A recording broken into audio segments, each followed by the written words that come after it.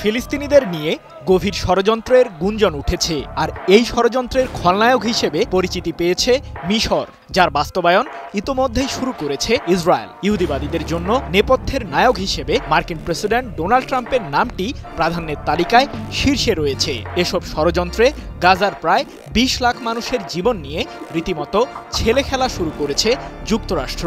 ইসরায়েলের প্রধানমন্ত্রী বেনিয়ামিন নেতানিয়াহুর আগ্রাসনে এবারও নীরব ভূমিকায় আরব বিশ্ব। নিন্দা জানিয়েই দায়িত্বের ইতি টানতে ব্যস্ত তারা। তবে বরাবরের মতো এবারও ইসরায়েলের অপশাসনের বিরুদ্ধে একজোট ইয়েমেন ও লেবানন।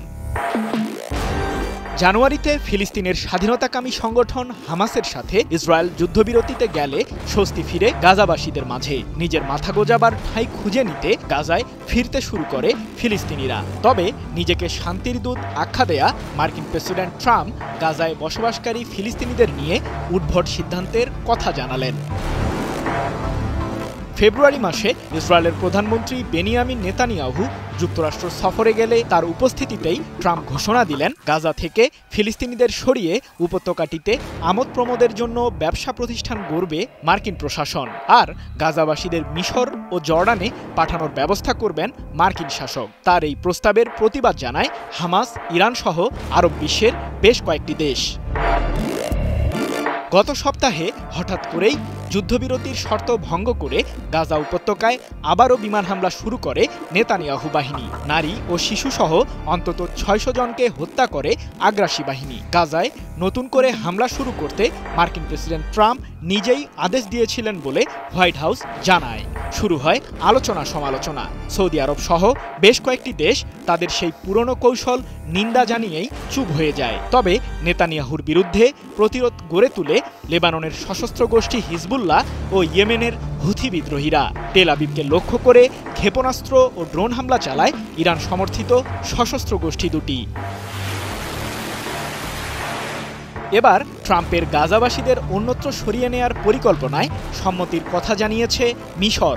দেশটির president Abdel Fattah al CC অন্যান্য আরব নেতাদের সাথে আলোচনা করে গাজা উপত্যকা থেকে অস্থায়ীভাবে প্রায় ৫ লাখ বাসিন্দাকে মিশরের উত্তরাঞ্চলের সিনাইয়ে সরিয়ে নেয়ার কথা জানিয়েছেন। সম্প্রতি সৌদি আরব ও কাতারে আরব নেতাদের সাথে বৈঠকে মিশরের প্রেসিডেন্ট গাজাবাসীদের নিয়ে তার ষড়যন্ত্রমূলক পরিকল্পনার বিষয়টি অবহিত করেন। টানা সপ্তমবারের মতো বেস্ট টিস্যু পেপার ব্র্যান্ড হিসেবে স্বীকৃতি পেয়েছে বসুন্ধরা টিস্যু। লেবাননের সংবাদ মাধ্যম আল আখবারের বরাতে বিষয়টি নিশ্চিত করেছে ইসরায়েলের সংবাদ মাধ্যম টাইমস অব ইসরায়েল।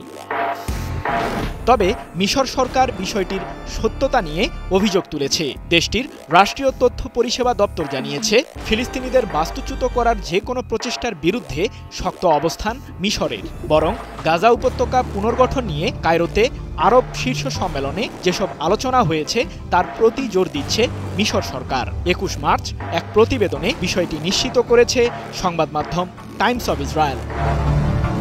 চলতি মাসের শুরুতে মিশরের রাজধানী কায়রোতে আরব লীগের শীর্ষ সম্মেলন অনুষ্ঠিত হয়। সেখানে president Abdel Fattah al CC Gaza উপত্যকার পুনর্গঠনের জন্য তার পরিকল্পনা উপস্থাপন করেন। পাশাপাশি গাজাবাসীদের নিয়ে ট্রাম্পের পরিকল্পনার বিরোধিতাও করেন তিনি। সৃজন মাহমুদ, নিউজ 24।